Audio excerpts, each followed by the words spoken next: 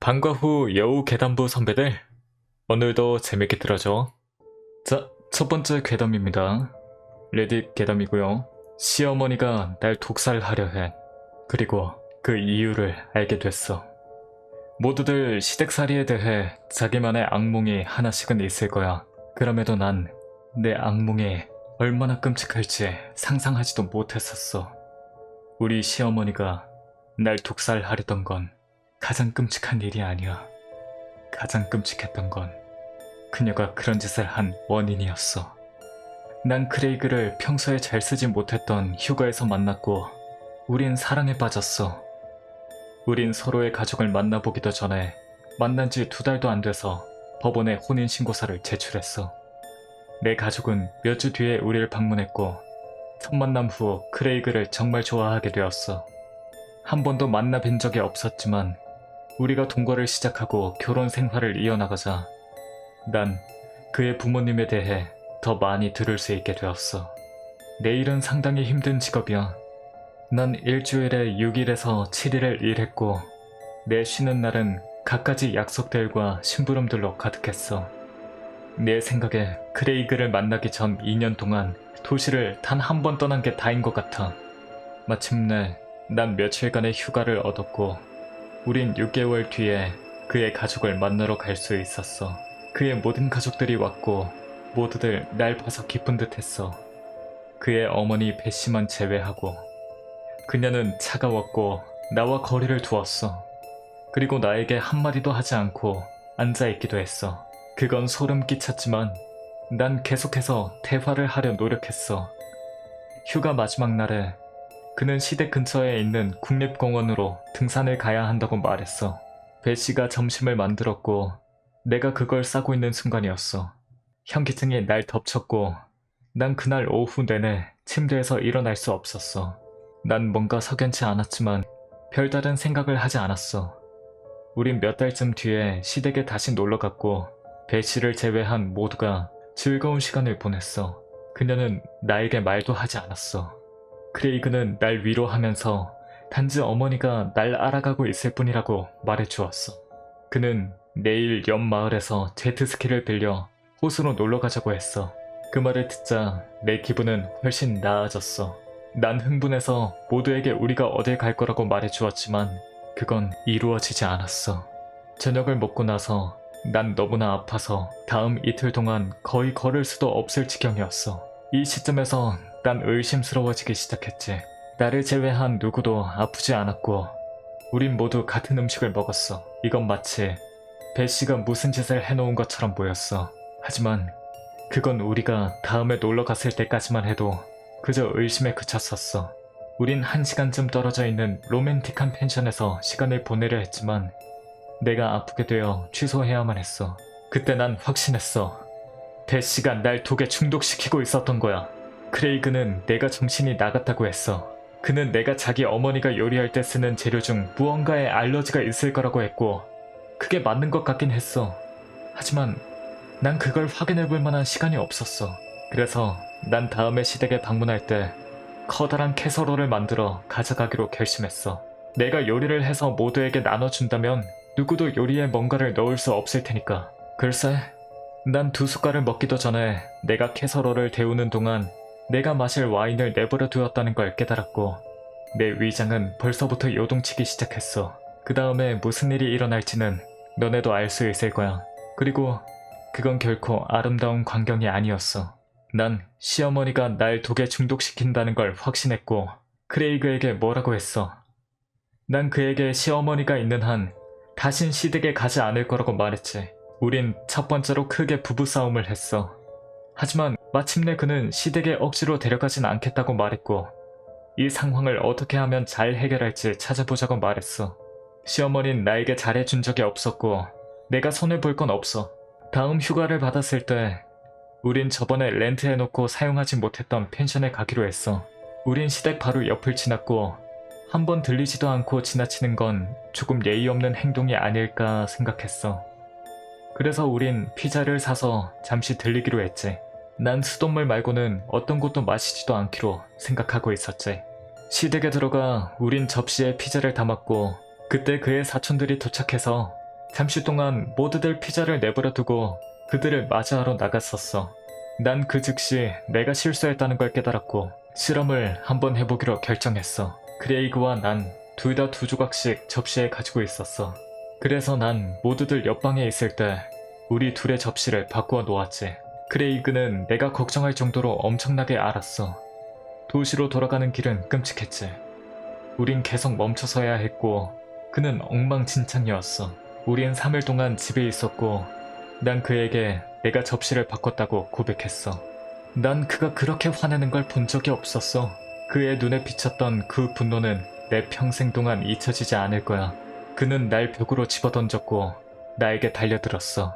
그는 날 다시 소파로 집어던졌지만 난 순간 정신을 차리고 열쇠와 핸드폰을 집어들고 신발도 신지 않은 채 문 밖으로 도망쳤어. 운 좋게 바로 엘리베이터를 탈 수 있었고 난 무사히 친구의 집까지 도착해서 그의 47번째 부재중 전화가 찍혀있는 내 핸드폰을 끌 수 있었어. 난 뭘 해야 할지, 집에 돌아가는 게 안전할지 알 수 없었어. 그건 내 인생에서 가장 무서운 시간이었어. 이틀 후, 난 핸드폰을 켰고 경찰로부터 경찰서로 즉시 와달라는 메시지를 받았어. 크레이그는 죽어 있었어. 그가 집에 쳐들어와 칼을 들고 베시에게 달려들었을 때 베시가 그를 총으로 쐈대. 난 크레이그가 한 번 결혼했던 전적이 있다는 걸 알게 되었어. 그리고 그의 아내가 등산 중에 사고로 죽었다는 것도. 크레이그는 아내에게 들어져 있던 어마어마한 생명보험금을 받았고 베시는 늘 크레이그가 그녀를 죽였을 거라 의심하고 있었어. 그리고 그와 나 둘만 내버려 두는 걸 불안하게 생각했지. 그래서 그녀는 그가 밖에 나갈 계획을 세울 때마다 날 아프게 만들었어.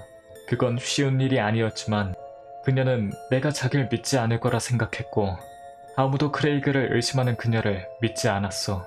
난 나도 모르게 내 이름으로 가입되어 있었던 생명보험을 찾아냈었고 베시에 대한 소송을 취소했어. 그녀는 그저 날 보호하기 위해 노력했을 뿐이었어. 난 여전히 시간이 날 때마다 도시를 벗어나고 싶을 때 그녀를 찾아가. 이제 난 베시의 음식을 아주 좋아해. 사실 알고 보니까 시어머니가 며느리를 지키기 위해서 일부러 설사약 같은 거를 복통약을 넣었구나. 순간 싸했던 게 이 주인공이 접시를 바꿨다고 남편한테 말했을 때 남편이 이제 주인공을 벽으로 집어 던졌고 그 다음에 달려들어서 다시 소파로 집어 던졌다. 이 글을 보고 분조장이구나 라고 생각했는데 분조장이 아니라 그냥 살인마였네. 있을 법한 이야기라 가지고 무섭네. 자, 다음 괴담입니다. 니참 괴담이고요. 야구장의 유령.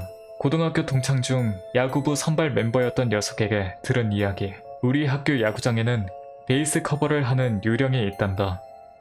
1, 2루 사이로 굴러온 땅볼을 1루수가 잡고 돌아보면 이미 누군가가 1루에 서서 포구 자세를 취하고 있다. 하지만 1루수가 그리로 볼을 던지면 그 존재는 소련이 사라지는 것이다. 당연히 공은 흙바닥 위에 툭 떨어져 굴러가고 옆에서 보면 1루수가 허둥대다 아무도 없는 1루에 공을 던져버리는 것처럼 보인다. 나에게 이야기를 들려준 녀석은 마침 주전 1루수였다. 그 녀석에게는 꽤 익숙해진 일인지 공을 잡으면 우선 천천히 숨을 내쉬며 주변을 둘러본다고 한다. 1루로 뛰어오는 건 타자 주자와 베이스 커버를 하러 오는 투수뿐이라는 걸 되새기는 것이다. 그렇게 침착을 되찾은 후 어떻게 대처할지 정확한 판단을 내려 수비한다. 그 덕인지 수비는 상당히 능숙해졌고 실책 자체가 거의 없어졌다고 한다. 확실히 사람도 아닌 것이 지키고 있는 1루를 밟으러 가는 건 꺼림칙한 일일 테니. 야구부 합숙 때 다른 멤버들과 이야기를 나누던 중 이 이야기가 나왔는데 다들 같은 경험을 했었다고 한다. 감독은 늘 주전하고 후보의 차이는 수비력에서 나오는 거야 라고 강조하던 사람이었다. 이런 경험을 하면서 수비할 때의 마음가짐이라고 할까 평상심 같은 걸 단련해야만 주전 자리를 얻을 수 있는 게 아닐까? 모두 웃어넘겼다고 한다. 정작 선발 투수가 포수 미트가 2개가 보이더라니까. 라던가 타자가 둘이 서 있었어 라고 말했던 건 다들 너무 나갔다고 입을 모았지만 쇼와시대 중순부터 코시엔도 못 나가본 약소팀 야구부 주제에 무슨 쓸데없는 소리냐 싶었지만 나름대로 유쾌한 이야기였다. 아마 생령이거나 아니면 야구부 그 모든 선수들의 잔류 사념이거나 그런 게 아닐까 싶습니다. 자, 다음 이야기입니다. 니찬 괴담이고요. 부어오른 머리.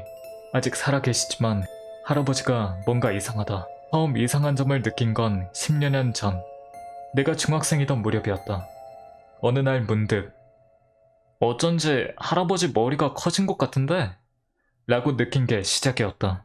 정말 조금 사팔눈이 된 것 같아 보여 어머니에게 말을 해봤지만 어머니는 전혀 모르겠다는 대답이었다. 아무렇지도 않다는 이야기를 듣고 나니 그런 것도 같았지만 가끔씩 문득 할아버지를 보면 역시 머리가 커져서 사팔눈이 되어 있는 것처럼 보였다. 그 후로부터 할아버지는 잠이 오지 않는다며 한밤중에 계속 집안을 걸어다니게 되었다. 언행이 딱히 이상한 건 아니었지만 신경질적으로 변했고 특히 11시쯤 되는 늦은 밤이면 내 방에 찾아와 빨리 자라고 화를 내곤 하셨다. 화를 낼 때면 할아버지의 눈이 가운데로 쫙 쏠린다. 눈알 뿐 아니라 눈 자체도 옛날보다 가운데로 몰려서 굉장히 불안하게 느껴졌다. 몇 번이고 다른 가족들에게 이 이야기를 해봤지만 아무도 진지하게 들어주질 않았다. 할아버지는 수면제로 잠을 청하게 되었고 그러는 사이에도 머리는 조금씩 커지고 눈이 점점 이상해진다는 생각만 들었다. 나는 고등학교 졸업과 동시에 상경해 집을 나왔다. 그 이후 집에는 거의 들르질 않았다. 솔직히 할아버지도 할아버지의 변화를 알아차리지 못하는 가족들도 전부 무서웠다. 전화는 자주 했었다. 다들 건강하시죠? 라던가 1년 전 어머니에게서 전화가 왔다. 우울증을 앓고 계시던 할아버지가 쓰러지셨단다. 아마 약 때문인 것 같아. 약 때문에 몸 안에 나트륨이 빠져나가 언행도 이상해지고 제대로 걸을 수도 없게 되셨다는 것 같았다. 무서움은 남아있었지만 어릴 적부터 귀여워해주시던 할아버지셨다. 나는 고향에 돌아가 할아버지가 입원해 계신 병원으로 향했다. 할아버지는 의미를 알 수 없는 말을 하며 링겔도 뽑아버리는 탓에 개인실에서 침대에 묶여있다고 했다. 병실 문을 연 순간 나는 비명을 지르고 말았다. 할아버지의 머리는 2배 가까이 부풀어 올라와 있었다. 이목구비는 전부 중앙에 모여 있는데 눈은 이제 양눈이 가운데에서 딱 달라붙어 있는 수준이었다. 할아버지는 그렇게 몰린 눈으로 나를 쓱 쳐다봤다. 나에게는 할아버지가 사람으로 보이질 않았다. 비명을 지르며 엉덩방아를 찧은 나를 보고 가족들은 놀랐다. 자고 있는 할아버지가 깰 거 아니냐? 혼질갑 떨지 말거라. 할머니에게 야단을 맞고 망연자실한 채 할아버지 곁으로 끌려갔다. 할아버지는 자고 있었다. 약의 영향인지 얼굴은 부어 있었지만 머리가 부어오른 건 아니었다. 내가 이상한 것일까? 아까 그 모습은 뭐였던 거지? 나는 내 눈에만 보이는 할아버지의 머리와 얼굴의 변화가 할아버지의 병과 관련이 있다고 생각했다. 그래서 부모님과 상담을 했지만 기분 나쁘다거나 그럴 리 없다는 대답만 돌아올 뿐 제대로 들어주질 않았다. 나는 포기하고 문병을 끝내자마자 도쿄로 돌아왔다. 하지만 역시 할아버지의 상태가 신경 쓰여 견딜 수가 없었다. 혹시 가족들은 언제나 같이 있다 보니 변화를 느끼지 못한 게 아닐까 싶어 나는 떨어져 사는 삼촌에게 연락해보기로 했다. 삼촌은 혼자서 멀리 떨어져 살며 고향에는 좀채 내려오지 않는 분이었다. 하지만 나와 비슷한 전공을 공부하며 조교수로 일하는 분이라 나는 취직이나 진학에 관해 종종 삼촌과 상담하곤 했다. 삼촌에게 내가 봤던 것들을 이야기하니 삼촌의 분위기가 확실히 이상했다. 자세한 이야기를 듣고 싶다며 바쁠 텐데도 굳이 다음날 심야 신칸센을 타고 우리 집으로 찾아오셨다. 나는 삼촌과 이야기를 나누고 경악할 수밖에 없었다. 삼촌의 할아버지, 즉 우리 증조 할아버지도 만년에 똑같이 우울증과 뇌기능 장애를 앓으셨다고 한다. 그리고 삼촌에게는 증조 할아버지의 머리가 부어올라 얼굴이 이상하게 변한 게 보였다고 하고 증상이 악화됨에 따라 점차 머리가 더 부어오르는 것 또한 나와 같았다. 다른 사람에게는 그 모습이 보이지 않는 것조차 해결법이나 대처법은 삼촌도 모른다고 했다. 삼촌은 울고 있었다. 할아버지가 돌아가시고 장례식이 끝날 때까지 집으로 절대 돌아가면 안 된다. 죽기 직전 모습을 보면 그 집에는 두 번 다시 돌아갈 수 없을 거야. 나는 장례식에도 못 갈 것 같다. 가고 싶지만 그런 꼴은 두 번 다시 보고 싶지 않아. 삼촌이 본 증조 할아버지의 모습이 어땠을지 나는 상상조차 할 수 없었다. 할아버지가 앞으로 몇 년을 더 버티실지는 모르겠지만 나도 더 이상 할아버지를 찾아가고 싶은 마음은 없다. 자, 다음 괴담입니다. 마츠가야마. 아버지의 3주기도 지났으니 아버지와 산에 얽힌 이야기를 해보려 한다. 전부 실제로 있었던 일이다. 아버지가 정밀 기계 회사를 퇴직하고 2년째 되던 해였다. 퇴직금도 꽤 나왔고 연금도 들어둔 터였다.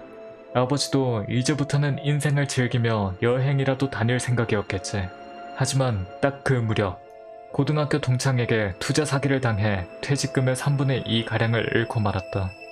그 친구는 지명수배가 되었지만 그대로 소식이 끊겼고 원래부터 태국에 살던 사람이라 경찰도 더 이상 일본에는 없을 것 같다고 말했다.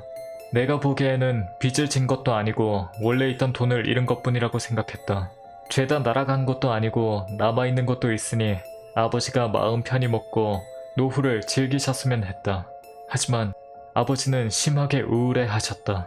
돈을 잃은 것보다도 어릴 적부터 친하던 친구에게 배신당했다는 것이 더 큰 충격이었으리라. 그 후로는 아무 일도 손에 잡히지 않는지 집에서 혼자 멍하니 앉아 계시는 일이 늘어만 갔다. 그러던 어느 날 아버지가 갑자기 산에 다녀오마 라고 말을 꺼냈다. 왠지 기분 나쁜 예감이 들었다. 그제껏 여행은 종종 다녀오셨지만 해외여행을 패키지로 다녀오는 게 대부분이었고 등산이 취미인 분도 아니었으니까 나도 어머니도 혹시 살자를 생각하는 게 아닌가 싶어 덜컥 겁이 났다. 마침 아버지가 등산을 가겠다는 날은 내 휴일이었다. 나는 아버지에게 나도 따라가겠다고 말했다.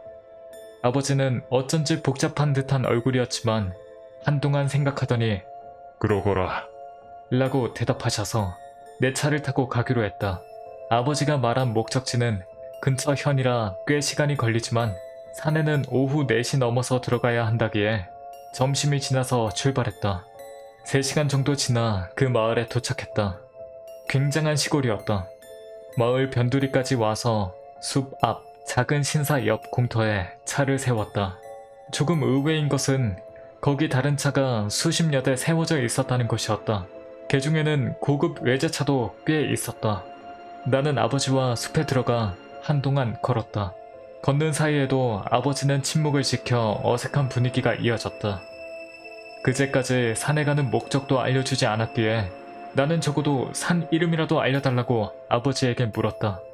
그러자 아버지는 마츠가야마 라고 툭 대답했다. 1시간 남짓 걷자 등산로의 입구 같은 좁은 길이 나왔다. 거기에는 금줄 같은 게 쳐져 있고 사유림의 무단 입산 금지라는 간판도 세워져 있었다. 간판 위쪽에는 새빨간 글자로 버머 같은 것이 써 있었다. 6월이라 오후 4시가 넘었는데도 아직 밝았다. 산은 숲에 가려져 잘 보이지는 않았지만 그리 높지는 않은 느낌이었다. 등산로에는 낡은 나무판이 바닥에 깔려 있는 데다 오르기는 쉬웠다. 60 넘은 아버지도 그리 숨이 흐트러지지 않았으니까 10분 정도 오르자 앞에서 사람 그림자가 보였다. 아무래도 여자 둘인 것 같았다. 따라잡고 보니 고등학교 교복을 입은 여자아이와 그 어머니인 듯 했다. 어머니 쪽은 상복 같은 양복을 입고 힐을 신고 있어 오르는데 어려움이 많아 보였다. 아버지는 아무 말 않고 그 두 사람을 지나쳐갔다.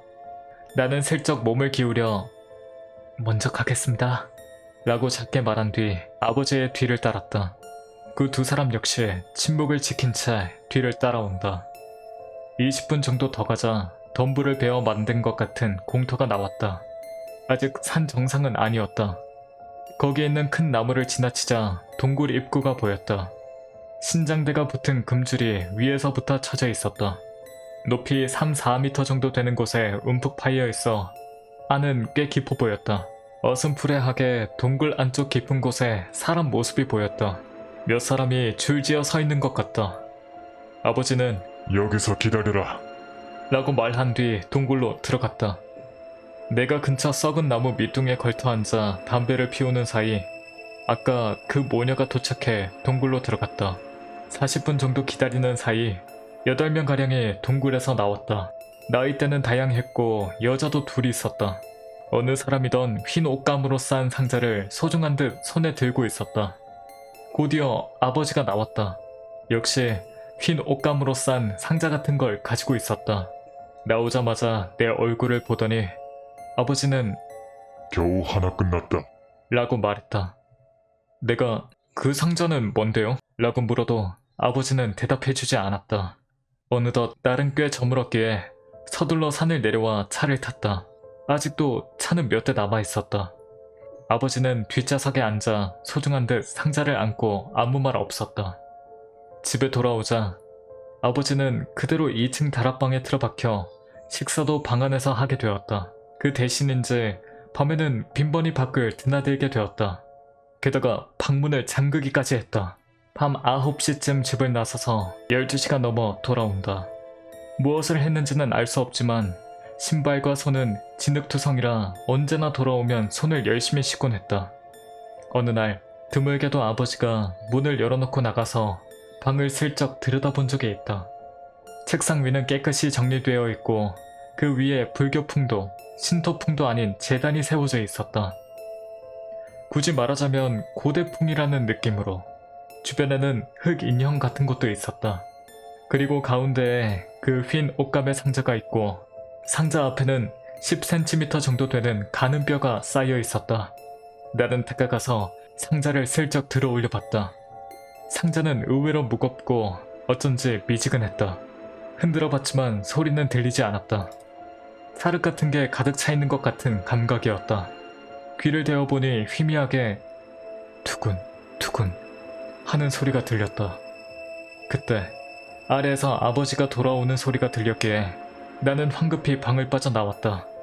그날 밤 나는 담배를 피우러 집 밖에 나왔다. 귓가에서 너 그 상자에 손댔지? 하고 중얼거리는 소리가 들렸다. 기겁해서 돌아보니 아버지가 서 있었다. 괜찮다. 이제 다 끝났으니. 이걸로 전부 끝났으니까. 그렇게 말하고 아버지는 아직 60대인데도 비틀비틀 몸조차 못 가누며 집으로 들어갔다. 이틀 뒤 신문에 아버지를 속인 친구가 해외에서 죽었다는 기사가 났다. 자세하게 써있지는 않았지만 칼을 맞았다고 했다. 그 후 경찰도 집에 찾아왔지만 범인은 밝혀지지 않았고 돈도 찾지 못했다. 6년 뒤 아버지는 폐렴으로 세상을 떠났다. 위중하다는 말을 듣고 병원에 도착하자 아버지는 문득 의식이 돌아온 것처럼 눈을 떴다. 나는 아버지에게 마지막으로 신경 쓰이던 것을 물었다. 아버지, 그때 그 마츠가야마는 뭐 하는 곳이었어요? 그러자 아버지는 코에 산소관을 꽂은 채 조금 웃어 보였다. 마츠가야마가 아니라 순서가 다르다. 낡은 유적, 나머지 일은 무덤까지 가지고 가마. 떠듬떠듬 겨우 그렇게만 말하고 아버지는 잠자는 듯 눈을 감았다. 그리고 나흘 뒤 아버지는 숨을 거두었다. 내가 기억하기로는 이 괴담의 후속 이야기가 있는데 거기서 아버지가 순서가 다르다고 했던 거를 해석해주는 내용이 있었는데 그건 제가 준비를 못했고 해석본을 가지고 왔습니다. 순서가 다르다. 마츠가 야마를 일어로 하면 보통은 소나무 송자를 써서 마츠가 야마가 될 겁니다. 하지만 아버지가 마지막에 한 순서가 다르다는 말을 글자 순서로 간주하고 생각해보면 산의 원래 이름은 소나무 산이란 뜻의 마츠가 야마가 아니라 재앙의 산 내지 불길한 산, 흉산으로 해석되는 마가츠 야마였던 것 같습니다. 그리고 사람이 꽤 많았던 걸로 보아 예전부터 아는 사람은 알았던 저주의 명소인 것 같습니다. 아버지는 그 장소나 그 장소에 모셔진 무언가의 힘을 빌어서 친구를 저주해 죽인 거라고 생각이 되네요. 자, 오늘의 마지막 괴담입니다. 폭우 속에서 들려오는 소리. 이건 내가 체험한 건 아니고 우리 아버지가 젊을 적 직접 체험한 이야기야. 아버지는 대학 시절 산악 동아리에 들어있어서 자주 등산을 했어. 그날도 어느 후배와 둘이서 다음에 오를 예정인 산 루트를 미리 알아보러 산을 오르고 있었지. 그 산은 휴화산이었고 분화구 부분이 숲으로 되어 있었거든. 두 사람이 그 숲에 접어들었을 때 갑자기 날씨가 나빠졌고 바로 근처에서 천둥까지 울리기 시작한 거야. 둘은 이대로는 위험하다는 생각에 천둥이 멎을 때까지 숲에서 쉴지 아니면 재빨리 산을 내려갈지 고민했는데 이대로는 날씨가 나빠지기만 하지 좋아지진 않을 것 같아서 산을 내려가기로 했어. 천둥이 너무 심해서 혹시나 가다가 벼락이라도 맞을까봐 죽자 살자 폭우속을 내달렸지. 그렇게 달리고 달리다 지칠 대로 지쳐버린 두 사람이었는데 내리막길 중간에서 마침 쉬기에 딱 좋아 보이는 커다란 바위속이 움푹 패여 있는 것처럼 생긴 장소를 발견한 거야. 둘은 그곳에서 일단 쉬기로 했어. 녹초가 된 둘은 말을 할 기력조차 없어서 바위 벽에 기대고 끝없이 내리는 빗소리를 들으며 그저 멍하니만 있었대. 얼마간 그러고 있자 아버지의 귓가로 이런 장소에서는 있을 수 없는, 그것도 이런 폭우 속에서는 절대 들릴 리 없는 두 가지의 것이 들려왔어. 먼저 첫 번째는 카고메 카고메 술래놀이를 하는 아이들의 목소리. 두 번째는 왜 이런 곳에 있어? 어느 여자아이의 목소리. 이런 곳에 어린애가 있을 리 없잖아. 너무 지쳐서 환청이라도 들리는 걸 거야. 아버지는 그렇게 생각했지만 만약을 위해 후배에게 물었어. 야, 방금 뭔가 들리지 않았어? 그러자 후배가 놀란 표정으로 말하는 거야. 네, 들렸어요. 설마 하는 생각에 뭐가 들렸지? 하고 묻자 돌아온 답변이 엄청난 수의 아이들이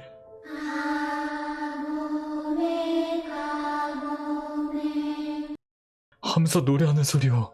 순간 온몸에 소름이 돋은 두 사람은 비가 그치는 걸 더는 기다리지 못하고 허겁지겁 산을 내려갔대. 자, 오늘 밤과 후 여우 괴담부는 여기까지입니다. 오늘도 끝까지 들어주신 모든 선배분들, 모든 분들 모두 너무너무 감사드립니다. 항상 부족하지만 항상 최선을 다하는 여우몽이 될 수 있도록 노력하겠습니다. 다음 밤과 후 괴담부에서 만나요. 또 봐요. 다들 감사합니다. 빠이빠이. 커트!